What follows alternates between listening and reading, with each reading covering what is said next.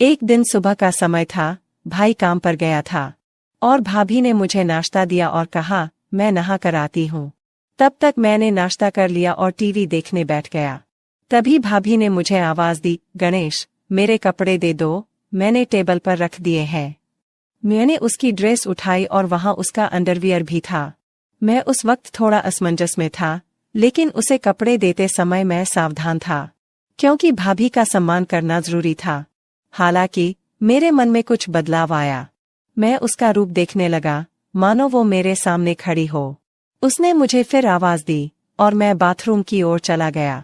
उसके कपड़े उसे दे दिए। उसने फिर से दरवाजा बंद कर दिया और मैं वहीं रुक गया।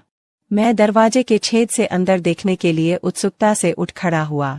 यह कोई नहीं था, बस हम दोनों ही थे। भाभी नहा चुकी थी और अपने कपड़े बदल रही थी। मैं सिर्फ उसका पिछला हिस्सा ही देख पा रहा था। कुछ देर बाद वह बाहर आई और, नमस्कार दोस्तों, मेरा नाम गणेश है। ये तब की बात है जब मैं 11 साल का था। मैं बहुत छोटा था जब मैं गर्मी की छुट्टियों में भाई के पास गया था। जब मैं 10वीं क्लास में था तो मेरी भाभी थोड़ी मोटी थी, लेकिन वो बहुत गोरी लग रही थी। वो हर वक्त छोटे कपड़े पहनती रहती थी। पूरे दिन घर पर सिर्फ मैं और भाभी ही होते थे, क्योंकि भाई काम पर जाता था। मैं और भाभी बचपन से ही बहुत फ्री रहते थे। वे मेरे बारे में सब कुछ जानती थी, तो वह मुझे अपने पास पकड़ लेती और गले लगा लेती। हम हर दिन ऐसा करते थे। लेकिन अब मैं बड़ा हो गया था और मुझे उसकी बाहों में बहुत अच्छा महसूस होता था। जब वह मुझे गले लगाती थी तो मेरा साथी बड़ा हो जाता था। फिर मैंने तुरंत उसे गले लगा लिया और मजे लेने लगा। मैं एक दिवस उत्सव के लिए उनके पास गया था। कुछ दिन बीत गए। एक दिन सुबह हो गई। भाई काम पर गए थे और भाभी ने मुझे नाश्ता दिया और कहा, मैं नहा कर आती हूँ। तब तक मैंने नाश्ता कर लिया और टीवी देखने बैठ गया। तभी भाभी ने मुझे आवाज दी, गणेश, मेरे कपड़े दे दो, मैंने टेबल पर रख दिए हैं। मैंने उसकी ड्रेस उठाई और वहां उसका अंडरवियर भी था।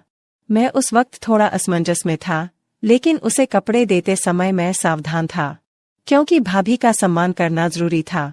हालांकि मेरे मन में कुछ बदलाव आया था। मैं उसका रूप देखने लगा, मानो वो मेरे सामने खड़ी हो। उसने मुझे वापस बुलाया और मैं बाथरूम की ओर चला गया। उसके कपड़े उसे दे दिए। उसने फिर दरवाजा बंद कर दिया और मैं वहीं रुक गया। मैं दरवाजे की दरार से अंदर देखने के लिए उत्सुकता से उठ खड़ा हुआ। वह कोई नहीं था, बस हम दोनों ही थे। भाभी नहा रही थी और अपने कपड़े बदल रही थी। मैं सिर्फ उसका पिछला हिस्सा ही देख पा रहा था। कुछ क्षण बाद वह बाहर आई और मुझसे बोली, गणेश, तुम भी नहा लो। मैं तुरंत वहां से निकला और नहाने लगा। अंदर भाभी का अंडरवियर लटका हुआ था। मैंने उसे हाथ में ले लिया और उसकी महक में खो गया। नहाने के बाद कमर पर तौलिया लपेटकर बाहर आया और बोला, भाभी, मेरे कपड़े दे दो। भाभी ने मुझे कपड़े दिए और मैं जल्दी से कपड़े पहनकर तैयार होकर रसोई में चला गया। भाई काम पर जा रहे थे। भाभी रसोई में दोपहर का खाना बना रही थी। जब मैं वहां पहुंचा तो उसने मुझे गले लगा लिया। उस वक्त मैं उसके करीब रहकर खुश था। मेरे मन में कहीं न कहीं ऐसा होने लगा। मैंने उससे पूछा, क्या मैं कोई मदद कर सकता हूँ? उसने उत्तर दिया, नहीं, तुम यहीं चुपचाप बैठे रहो। फिर वह बातें करती, हंसती खेलती, खाना बनाती। दोपहर के भोजन के बाद हम बिस्तर पर चले गए। भाभी चादर ओढ़कर सो गई और बोली, गणेश, तुम भी मेरे साथ सो जाओ, मैं आज बहुत थक गई हूँ। उसकी आवाज में कुछ खास था और उस पल कई सवाल खड़े हो गए। वो बोली, बदन भी बहुत दर्द कर रहा है। मैंने तुरंत भाभी से पूछा, क्या मैं आपके शरीर को दबा सकता हूँ, अगर आपको कोई दिक्कत नहीं है तो? उसने नहीं कहा। मैंने फिर पूछा। मैं उसके पीछे पड़ा और बोला, भाभी बोलो, दर्द हो रहा है तो दबा दूं। उसने कहा, ठीक है। मैं धीरे धीरे उसके पैर दबाने लगा। उसके घुटनों तक पहुंचकर मैं रुका और अब उसकी वह चीज दिख रही थी। मैंने उससे पूछा, भाभी ऊपर भी दबाना है क्या? तो वो बोली, हाँ दबाओ, मुझे आराम मिलेगा। धीरे धीरे मैंने उसके कपड़े ऊपर उठाए और मैं उसका आकार देख सका। उस दृश्य को देखकर मुझे एक अलग ही अनुभव हुआ। उसी पल मेरा ध्यान उस चीज पर रुक गया और मैं पूरी तरह से भ्रमित था। गणेश, अब रुको, मैं भी तुम्हारे पैर दबाती हूँ। तुम्हारे भी पैर दर्द कर रहे होंगे?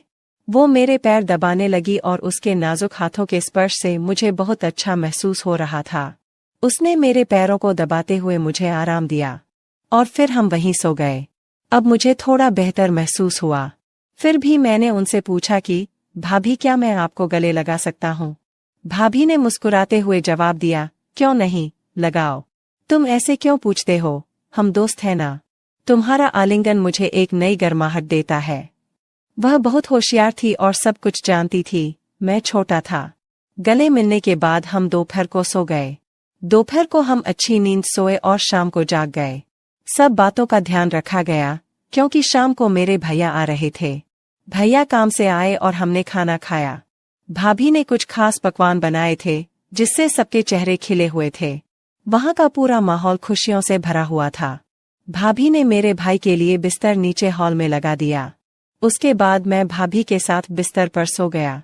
चूंकि हम दोपहर में अच्छी नींद लेते थे, इसलिए हमें रात में नींद नहीं आती थी। रात के 2 बजे थे, फिर भी मुझे नींद नहीं आ रही थी।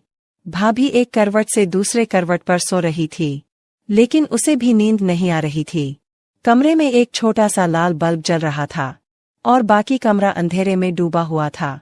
उस शांत वातावरण में हमारे मन में विचारों की लहरें दौड़ रही थीं। एक दूसरे के करीब होने के कारण उस पल का रहस्य हमारे दिमाग में घूम रहा था। मियाँ और भाभी अंधेरे में जाग रहे थे। उसने मुझसे कहा, शांत रहो गणेश, शोर मत करो, सुबह के 3 बजे है। और फिर वो सो गई। सुबह हम देर से उठे। भैया उसे जगाने आए और बोले, जल्दी उठो, मैं काम पर जा रहा हूँ। हम उसकी आवाज सुनकर जाग गए और कुछ ही देर में नहाकर तरोताजा हो गए। भाभी ने मेरे लिए कुछ खास व्यंजन बनाए थे ताकि हमारे दिन की शुरुआत अच्छी हो। मेरे पसंदीदा भोजन की महक ने रसोई में एक विशेष माहौल बना दिया और वो मुस्कुराकर मुझसे बोली, चलो अब नाश्ता कर लेते हैं। उसने मुझे चाय और नाश्ता दिया और फिर नहाने चली गई।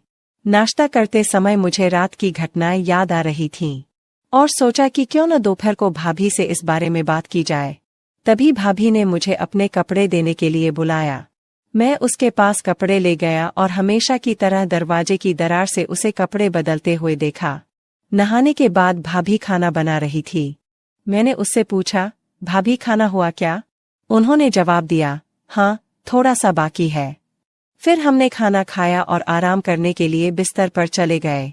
मैं और भाभी एक ही चादर में सो गए। उसने मुझे गले लगाया, मैंने भी उसे कसकर गले लगाया।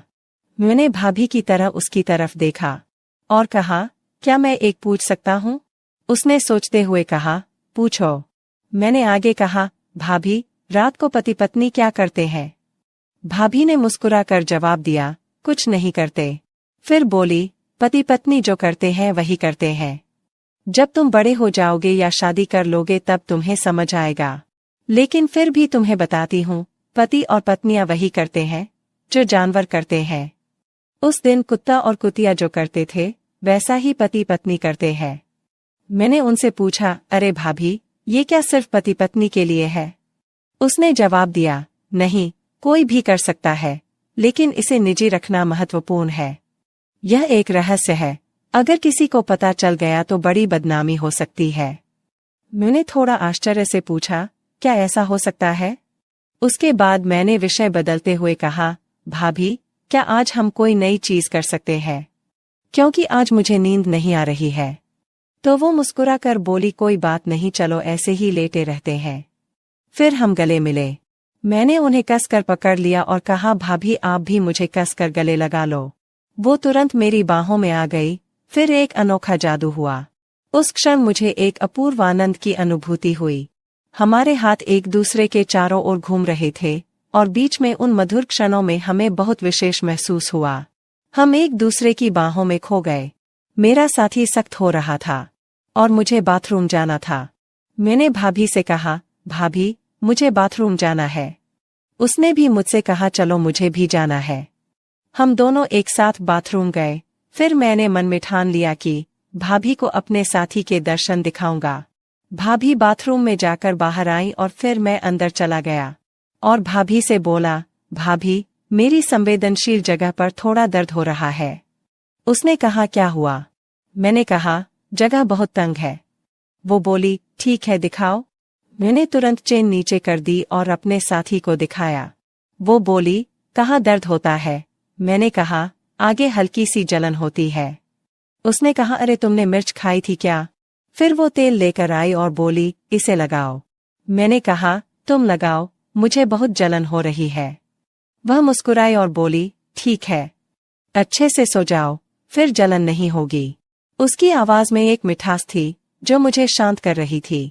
फिर मैंने कंबल लिया और मुझसे पूछा, गणेश, क्या तुम्हारा दर्द बंद हो गया? मैंने कहा, हाँ। फिर वह बोली, मुझे वापस दिखाओ। मैं सीधे बिस्तर पर गया और उससे पूछा, क्या आप देखने के लिए तैयार हैं? भाभी यह देखकर खुश हो गई। मेरा साथी भाभी को पूरी तरह से साथ दे रहा था। कुछ देर बाद मेरे साथी को उल्टी हुई और भाभी यह देखकर शर्मा गई। दोस्तों, अगर आपको कहानी पसंद आए तो हमारे चैनल को सब्सक्राइब करें और आपको कहानी कैसी लगी मुझे कमेंट में अवश्य बताएं। दो छतरियां लाएगा ना, छतरियां चावल दो छाल मारने छतरियां खोल के जा वीडियो बड़ी चैट बननी है यार। जब आप छतरियां पुट्टिया तो साला है वीडियो तो बड़ वैसे लेकिन देखना मत दूसरा खाना हो तो नहीं थले फॉर्म रखाएंगे ना 2 दिन फॉर्म रखेंगे गलती रहेगा तो आप गली है कि मैं चिड़वे छोटे ठीक है मेरा भलाइयो गण बनाता से लाए हो यार। अब हाल लेना दे ना टुर गए यार नसीबा वाले। वो एक बंदा चढ़ा ना आटा पुलिस बट जीवन लते टंगी गए।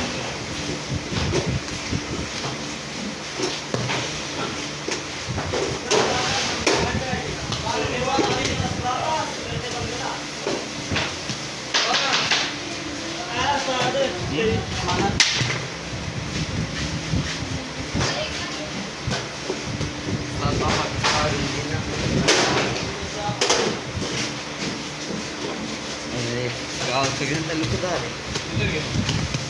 हाँ सर ओके। अब आप इन्होंने पापा को डाला ला जिनेर किधर गया? जिनेर तो पता को नहीं शक्ल मेरे सामने आपका दुआ भी ना पावे यही कौन सकते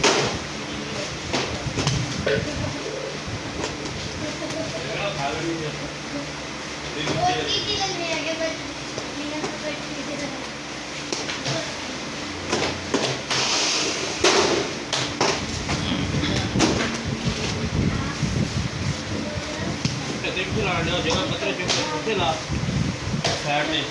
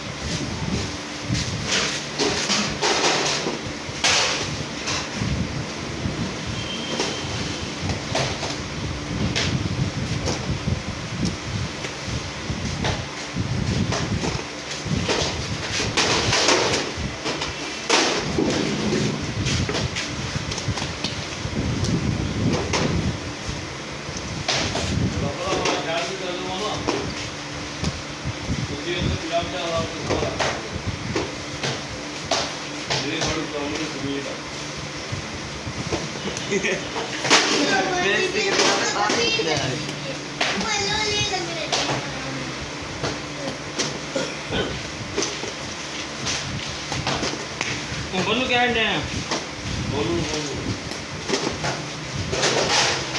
ठीक है ज़्यादा बात कर लेंगे हैं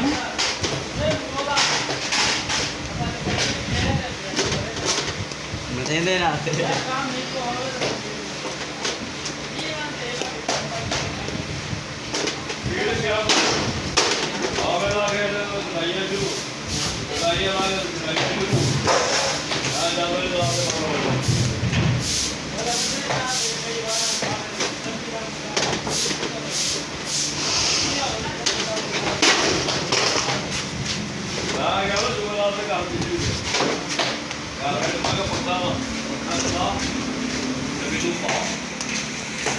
पखा चलाया नहीं, बाहरों बंदा सजा पाया जजिया घर कि जान दिया तेरे चाचा बैठा सी मख्तियार अड च एक पास लत्त करके पिछे पट्ठी कोई बैठी थी शहर वालों लैके आया पता करवा ना चाचा तेरा टोने वाला ना हो तू अगे कहना चौं की प्लेट आनी पहला काला का बाहर ही खा ला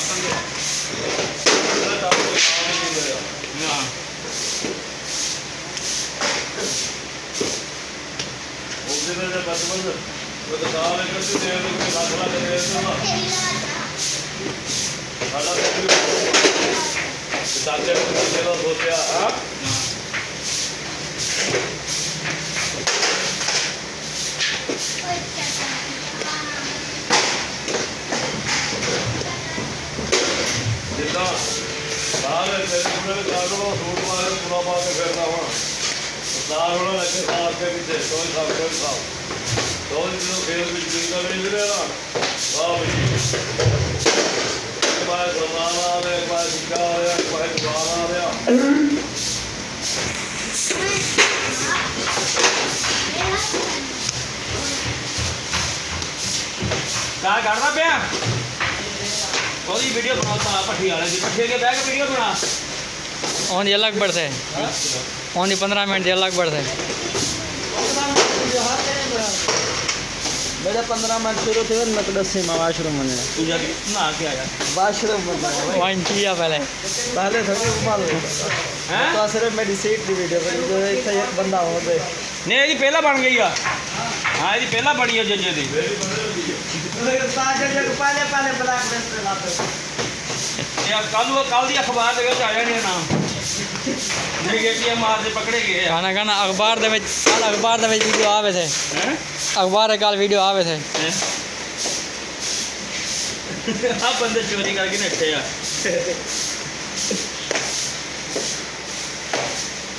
वो तो मोदी है बेचारा चोरी करना